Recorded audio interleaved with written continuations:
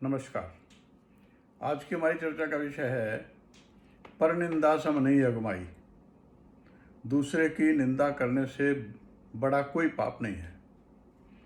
मैं यहाँ पर जो बात कर रहा हूँ, मैं पॉलिटिशियंस की बात नहीं कर रहा हूँ जो टीवी पर बैठकर एक दूसरे की निंदा करते हैं, एक दूसरे को बुरा भला कहते हैं। मैं तो बात वो कर रहा हूँ जो हम लोग आपस में दोस्तों के साथ बैठ कर के या परिवार के सदस्य आपस में बैठ कर के या कोई भी दो दोस्त बैठ कर के एक दूसरे के जो नुक्ताचीनी करते हैं, जो एक दूसरे के प्रति कुछ बात करते हैं, मैं उसके बारे में बात कर रहा हूँ। हमारे ग्रंथों में लिखा है कि जिसकी हम निंदा करते हैं उसके जो पाप हैं उनका भागी भी हमें बनना पड़ता है। एक कहानी आती है कि एक बार एक राजा ने बहुत बड़े भोज का आयोजन किया पंडितों के लिए। उस भोज जब इंतजाम हो रहा था तो ऊपर से एक चील गुजर रही थी। उसके पैर में एक सांप था। सांप के मुंह से जहर निकल के उस खाने में गिर गया और खाने वाले बहुत सारे पंडित मर गए। अब ये केस ब्रह्मा जी के पास पहुंचा कि इसका दोषी कौन? खाना बनाने वाले दोषी नहीं, खाना बनवाने वाले दोषी नहीं, खाना परोसने वाले दोषी नहीं, जानवर पर दोष कोई लगता नहीं। समझ में नहीं आया तो इस केस को पेंडिंग रख दिया गया कि दोष किसका है, इसको पेंडिंग रख दिया गया। कुछ दिन के बाद राजा ने दोबारा एक भोज का इंतजाम किया और सब लोगों को इनवाइट किया बहुत प्रेम से, और लोग जाने के लिए तैयार हो गए। तो एक आदमी ने कहा कि भाई ये क्या कर रहे हो तुम? उस पापी के पास जा रहे हो जिसने इतने लोगों की हत्या कर दी थी, तुम उसके खाना जा रहे, तुम कर क्या रहे हो ये?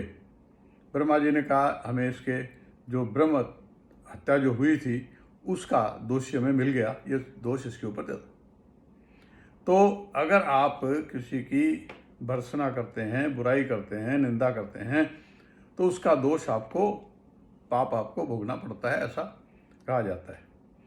अब जब आप नोट कीजिए, जब भी आप किसी की बुराई करते हैं, हो सकता है अपनी ईगो की वजह से, उससे नाराज़गी की वजह से आपको उस वक्त कुछ खुशी मिलती हो, लेकिन अल्टीमेटली आपको उससे तकलीफ ही होती है। आपको अपने मन को अच्छा नहीं लगता दूसरे की बुराई करके। और जब आप अच्छाई करते हैं तो आप ध्यान करेंगे कि रात को सोते हुए आपको थोड़ा अच्छा महसूस होगा। बुराई करना, अब सवाल ये है कि सामने कोई आ गया और किसी की बुराई कर रहा है तो करें क्या? बिल्कुल कर सकते हैं। आप उसको टॉपिक को चेंज कर दीजिए, कुछ और बातें करने लग जाइए, या फिर जो महात्मा बुद्ध ने किया था वो कर लीजिए। महात्मा बुद्ध के पास एक आदमी आया, उसने कहा महाराज वो एक संत हैं, उनके बारे में बहुत बड़ी खबर है, मैं आपको सुनाना चाहता हूँ। महात्मा बुद्ध ने कहा भी ठहरो, पहले मुझे मेरा फिल्टर इस्तेमाल करने दो। तुम ये बताओ कि जो तुमने ये बात सुनी है, जो तुम बताने मुझे जा रहे हो, वो बात बिल्कुल सच है कि नहीं? साहब ये तो मैंने तो दूसरे से सुनी है इसलिए मुझे पता नहीं। तो ये जो बात तुम मुझे बताने जा रहे हो, ये कोई बहुत अच्छी बात है जिससे तुम्हारे को खुशी मिलेगी, ऐसी बात है कि नहीं? ऐसा तो कुछ नहीं है। तो तीसरी बात ये बताओ कि जो तुम मुझे सुनाओगे उससे तुम्हें या मुझे कोई बहुत बड़ा फायदा होने वाला है कि नहीं? ऐसा नहीं। तो फिर क्यों सुनाने जा रहे हो मुझे? आप ऐसा भी कर सकते हैं। से कहते हैं तिनका कबू न निंदिए जो पायंतर होए, उड़कर आखिन पर पड़े पीर घनेरी होए। जो तिनका आपके पैरों के नीचे है उसकी भी निंदा नहीं करनी चाहिए। अगर उड़ कर के आँख में गिर गया तो बहुत तकलीफ होगी। इसलिए सभी तरह की दूसरे किसी की निंदा से बचना चाहिए।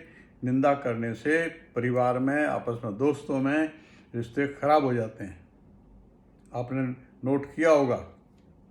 और जो बुराई आप दूसरे की आपके सामने कर रहा है वो पीछे से आपकी भी करता ही होगा, ये मान लेना चाहिए। इसलिए हो सके जहाँ तक दूसरे की अच्छाइयों के बारे में बात करनी चाहिए, सच्ची, झूठी नहीं, अच्छी बात उसके बारे में करनी चाहिए। निंदा तो कभी नहीं करनी चाहिए। हर प्रकार की निंदा से बचना चाहिए। ये एक सुखी जीवन का रास्ता है। जय श्री कृष्ण।